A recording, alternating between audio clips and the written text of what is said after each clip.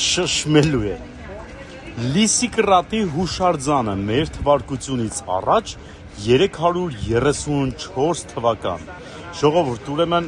ով է եղել Լիսիկրատը եւ ինչ է նշանակում իրենից այս հուշարձանը։ Պատմեմ երկու բառով։ Ուրեմն ինձանից աջ կողմում, երբ որ այսպես գնանք, Դիոնիսի թատրոնն է, որը որ աշխարհի առաջին թատրոնն է։ Այդ թվականներին Լիսիկրատը եղել է Աթենքի ամենամեծահարուստներից մեկը եւ պատկերացնում եք մրցույթ, այսպես ասած, փառատոն է անցկացրել թատերական ներկայացումների։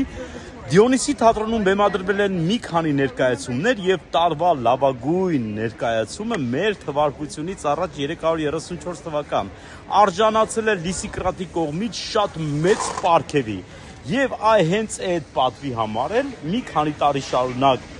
թատերական ներկայացումներին ֆոնդը ապահովելով այսպեսով Լիսիկրատի հուշարձանը այստեղ դրվում է մեր թվարկությունից առաջ 334 թվականին եւ այն հենց հիմա գտնվում է Աթենքի հենց կենտրոնում։ Մեծահարուստի հուշարձանը